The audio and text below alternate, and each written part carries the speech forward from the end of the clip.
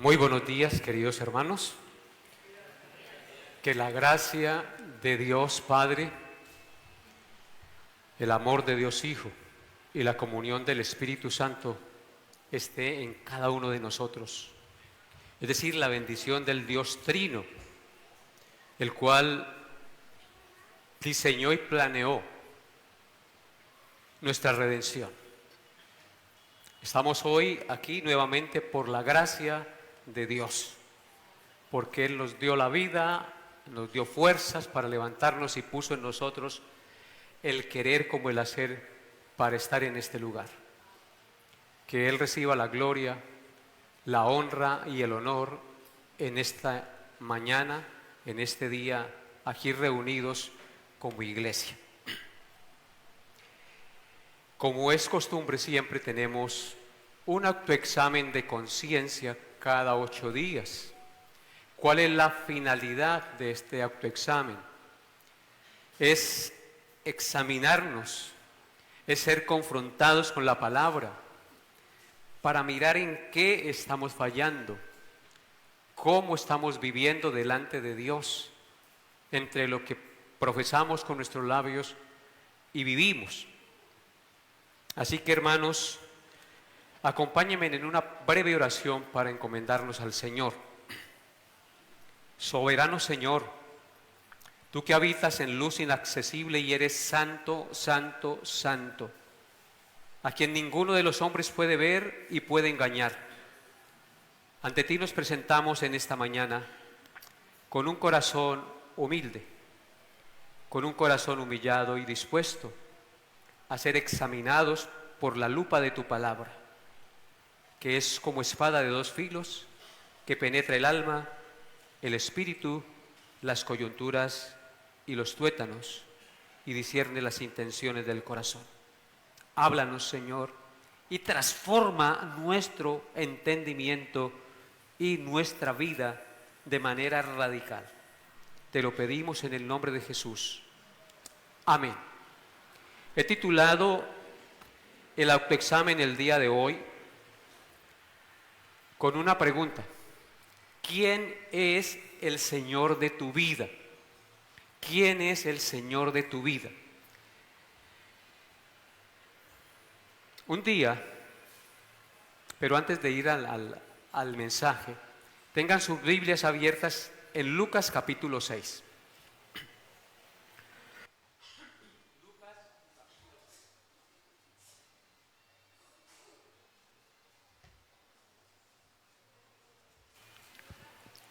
Un día, un creyente, un joven, soñó que Jesús venía a visitarlo, y emocionado el joven invitó a subir al Señor Jesús a su carro, a su coche. El Señor le dijo: ¿quieres que yo conduzca el coche? El joven le dijo: no, es mejor que tú vayas en el asiento del copiloto y me acompañes. En el camino por donde iban, el joven conducía muy bien y Jesús iba en el asiento del copiloto. Todo iba bien al principio, pero luego el joven comenzó a tomar caminos peligrosos, como que se olvidó de que Cristo estaba a su lado. Comenzó a tomar malas decisiones, comenzó a violar las señales de tránsito, a exceder los límites de velocidad. Jesús lo miraba con tristeza, pero el joven no se detenía y seguía violando las normas de tránsito. Finalmente se chocó con otro coche que se atravesó. El joven miró a Jesús en tono de reclamo y le dijo: Señor, tú vas a mi lado, ¿por qué no me advertiste? Le dijo en tono de reproche, de reclamo. Jesús le respondió con amor y con ternura: lo hice, pero tú estabas en el volante. Entonces el joven entendió, bajó del auto, abrió la puerta del conductor y le dijo a Jesús: no quiero que seas mi copiloto, quiero que tomes tú el control de mi vida. Esta corta ilustración es muy significativa y es muy bíblica para todos nosotros. Quiero hacerles una pregunta el día de hoy. ¿Dónde está Cristo en tu vida? ¿Sentado en el asiento del copiloto? ¿O es realmente el conductor de tu vida? ¿Está sentado a tu lado pero lo ignoras? ¿Sentado a tu lado pero tomas tú tus decisiones sin tenerlo en cuenta a Él? ¿Es así tu relación con el Señor? Todas estas preguntas deben cuestionarnos día a día. Porque la vida cristiana y el llamarnos cristianos no es un juego. La vida cristiana es algo serio. Es algo en lo cual nosotros nos unimos a Dios y vivimos para Dios, y Dios debe ser el Señor y el conductor de nuestra vida en su Hijo Jesucristo. Como usted tiene la Biblia abierta en Lucas, quiero que lea conmigo el versículo 46 y leamos a una sola voz este texto. Lucas 6:46, todos, 1, 2 y 3. ¿Por qué me llamáis Señor, Señor, y no hacéis lo que yo digo? Amén. Hoy vamos a meditar en este corto pero penetrante y confrontador pasaje.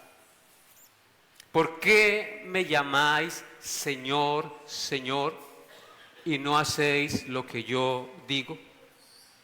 El Señor nos interpela y nos confronta directamente con una pregunta fundamental que muy a menudo evadimos en nuestra fe práctica. ¿Por qué me llamáis Señor, Señor, y no hacéis lo que yo digo? Un versículo muy corto que debe quedar plasmado en nuestra mente y en nuestro corazón. Esto no es una simple reprimenda del Señor, amados hermanos. Es una radiografía del corazón humano que profesa a Cristo como Señor, pero que realmente no se somete a su señorío. Esto no es un mal de ahorita, es un mal de todos los tiempos. Un mal que siempre ha existido en la iglesia del Señor. De llamar al Señor, nuestro Dios, con nuestra boca, de mencionarlo con nuestros labios, de invocarlo, pero no de someternos al señorío de su control en nuestra vida.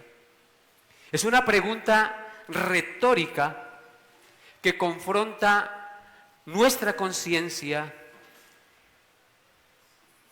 hacia una verdadera relación con el Señor Jesucristo, amados hermanos. Es una pregunta. ¿Por qué me llamáis Señor, Señor, y no hacéis lo que yo os digo? ¿Cuál sería la respuesta que usted le daría a esta pregunta? Si notan que es una pregunta y una pregunta exige una respuesta. ¿Qué respuesta le das tú al Señor en esta mañana que estamos aquí congregados como iglesia? ¿Jesús comanda tu vida en la relación matrimonial? Hombre que me escucha, ¿estás mostrando el carácter, el señorío de Cristo en tu relación matrimonial, en tu relación con tu esposa? Porque usted no puede llamar Señor, Señor a Cristo y decir que cree en Cristo, pero tratar de manera horrible a su esposa. No puede llamar al Señor Jesucristo Señor, Señor y vivir como si fuera un impío en su relación matrimonial. ¿O no es así? Es algo incoherente. Es algo que no tiene razón de ser. Eso es hipocresía. Es fácil y tristemente común querer que Jesús sea nuestro Salvador y que nos libre del infierno, que nos libre del pecado y de las circunstancias que nos mete el mismo pecado en las que nos metemos por nuestro propio pecado, sin realmente someter cada área de nuestra vida al señorío del Señor Jesucristo. Es fácil hacer eso, ¿sí o no? Profesar con los labios, pero vivirlo es otro cuento. En Lucas 6:46, el texto que hoy nos ocupa, el Señor nos desafía a confrontar la realidad de nuestro compromiso con Él. Es imposible tener a Jesús como Salvador sin tenerlo como Señor. Querer cielo sin cruz, querer cielo sin obedecer a aquel que nos salvó y dio su vida por nosotros. La salvación que Él nos ofrece no es una póliza de seguro contra el infierno simplemente, que nos permite seguir viviendo a nuestra manera. No, amados hermanos. Aquí no es que compramos una póliza al creer en Cristo y yo no me voy al infierno y ya con eso compré la póliza y con eso ya estoy tranquilo. No, amados hermanos. La palabra de Dios nos hace una invitación profunda, confrontadora, a una nueva vida bajo el gobierno de Cristo, bajo el señorío de Cristo en nuestra vida. Señor significa alguien que gobierna, que manda, que es el dueño absoluto, porque aquí no estamos hablando de un Señor humano, sino estamos hablando del Señor que hizo los cielos y la tierra, del que lo hizo a usted y me hizo a mí, del que dio su vida en la cruz para pagar la deuda de nuestros pecados y del cual usted y yo hablamos cada día y le mencionamos como Señor. Muchas personas dicen ser cristianas, levantan las manos en adoración, llevan una Biblia y confiesan con sus labios que Jesús es su Salvador, pero cuando se trata de obedecer sus mandamientos, de vivir en santidad, de renunciar al pecado, de seguirle y vivir bajo su señorío, se resisten. Jesús, amados hermanos, no está interesado en una devoción vacía, en una devoción superficial e hipócrita. Él hace una pregunta que sacude las conciencias. Y la palabra de Dios tenemos que leerla así. ¿Qué me dice el Señor hoy a mi vida? No para aplicársela al vecino. Porque muchos dejan de venir a la iglesia, es que allá no viven lo que predican. Y la pregunta es, ¿usted sí está viviendo lo que ha escuchado? Porque siempre es eso, buscar una excusa para dejar de ser exhortado y confrontado con la palabra de Dios, porque es que yo quiero vivir de acuerdo a mis ideas, de acuerdo a mis convicciones y no de acuerdo a la voluntad de Dios. Así que, ¿por qué me llamáis Señor, Señor, dice Cristo, y no hacéis lo que yo os digo? Una profesión de fe sin obediencia es una contradicción, es hipocresía religiosa. ¿Por qué me llamáis Señor, Señor? El uso repetido de la palabra Señor, Señor, implica intimidad, implica respeto, implica reconocimiento, implica devoción, implica sumisión al Santo Hijo de Dios que estamos invocando. Eso es lo que estamos diciendo cuando decimos Señor, Señor, escúchame, Señor, Señor, tú eres mi Salvador.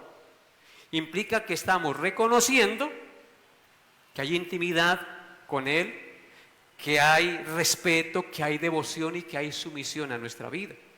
Pero Jesús desenmascara la hipocresía de una fe que es solo de labios en este texto sagrado, ¿Por qué me llamáis Señor, Señor, y no hacéis lo que yo os digo? Si lo llamamos Señor, la única respuesta coherente es, ¿qué cosa? La obediencia a sus mandamientos, a su palabra. No se trata de obediencia perfecta, escúchenlo bien. No se trata de obediencia perfecta porque todos de una manera u otra fallamos, sino de una disposición continua del corazón a rendirse, a arrepentirse y a seguir su dirección, cueste lo que cueste y pase lo que pase. Aunque caiga, me levanto, pido perdón y sigo y reconozco que Él es mi Señor y que sin Él no puedo vivir en este mundo. Solo cuando Jesús es verdaderamente el Señor de cada aspecto de nuestra existencia, podremos experimentar la plenitud de la salvación que Él ofrece. Así de sencillo. Es por eso que en Mateo, capítulo 15, verso 18, el Señor dijo: este pueblo de labios me honra, pero su corazón está lejos de mí. Mateo 15, 18. Este pueblo está dirigiéndose a su pueblo. De labios me honra. Le dice Señor, Señor. Lo reconoce como el dueño y el hacedor de todas las cosas. Pero su corazón, lejos de Él. Hay una división entre lo que decimos con nuestros labios y practicamos a diario. En Tito, capítulo 1, versículo 16, la palabra de Dios dice, Tito 1, 16, dice así: profesan conocer a Dios, pero con los hechos lo niegan, siendo abominables y rebeldes, reprobados en cuanto a toda buena obra. Qué tremendas palabras tan duras las del apóstol Pablo, ¿no les parece? Son las mismas de Cristo con otra matiz, con otro tinte. Profesan conocer a Dios, pero con los hechos lo niegan, siendo abominables y rebeldes y reprobados en cuanto a toda buena obra. Así que Jesús, hermanos, no acepta una entrega parcial. Jesús requiere una entrega total de nuestra vida. Tenemos que hacer lo que dice. Tenemos que hacer lo que dice. ¿Por qué me llama Señor y no hacemos lo que Él nos dice? Cristo no es un simple acompañante espiritual, amado hermanos, como le pasaba a este joven que iba conduciendo el coche. Ni un salvador de emergencia tampoco. Él es el Rey, Él es el dueño, Él es el Señor de nuestra vida. Y obedecerle debe estar siempre en prioridad en nuestra vida. ¿Quién realmente es el Señor de tu vida, amado hermano que me escucha esta mañana? ¿Realmente es Cristo o eres tú? ¿O eres la plata? ¿O es el negocio? ¿O es el trabajo? ¿Quién realmente es el Señor de tu vida? Pregúntese hoy. Muchos quieren a Jesús como Salvador, pero no como Señor, vuelvo y repito. Es decir, queremos los beneficios del cielo, de la vida eterna, pero no queremos someternos a sus demandas. El verdadero creyente que no lleva su cruz y viene en pos de Cristo, no puede ser discípulo del Señor. Seguir a Cristo no es camino de rosas solamente. Pasamos muchas alegrías y gozos, pero también implica llevar la cruz, implica despojarnos de nuestras comodidades muchas veces por obedecer al Señor. La obediencia a los mandamientos de Dios no es legalismo, amados hermanos, no es legalismo. Es evidencia de una vida rendida a Cristo. En Mateo 7:21, el Señor dijo: no todo el que me dice Señor, Señor, entrará en el reino de los cielos, sino el que hace la voluntad de mi Padre que está en los cielos. ¿Implica eso que la salvación es por obras? No.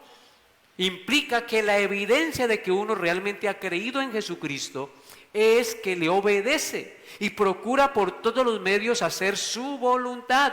No todo el que me dice Señor, Señor, entrará en el reino de los cielos, porque muchos llaman a Jesucristo Señor, Señor, pero no le obedecen, no hacen su voluntad, hacen la voluntad de ellos, hacen lo que les venga en gana y no tienen en cuenta los principios y los mandamientos del Señor.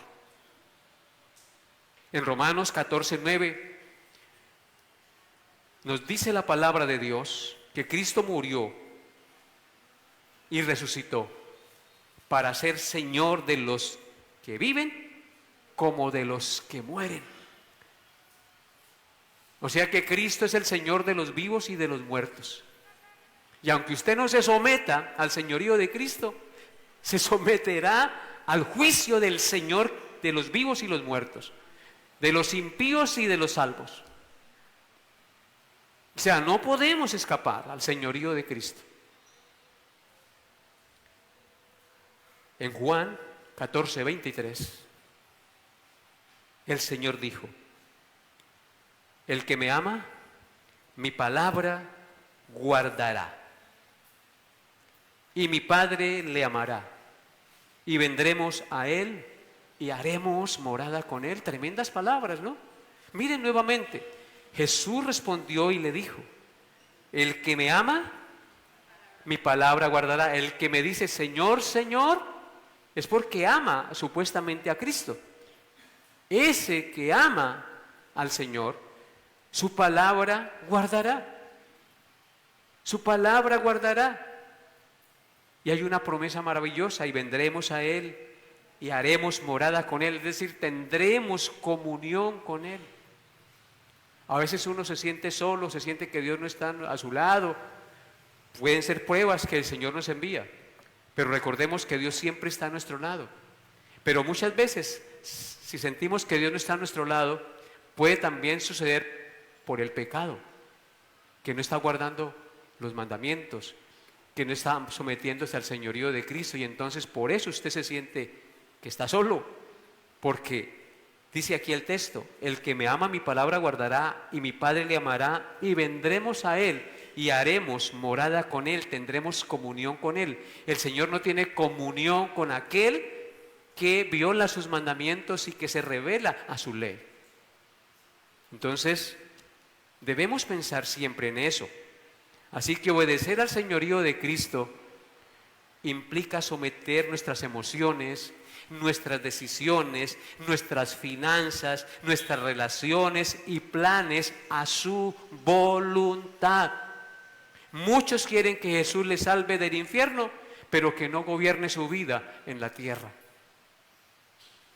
Y eso no es posible. ¿Es Jesucristo, amado hermano que me escucha, un Salvador conveniente solo en los momentos difíciles de su vida? ¿O es el Rey que gobierna cada área de tu vida? Piense en eso.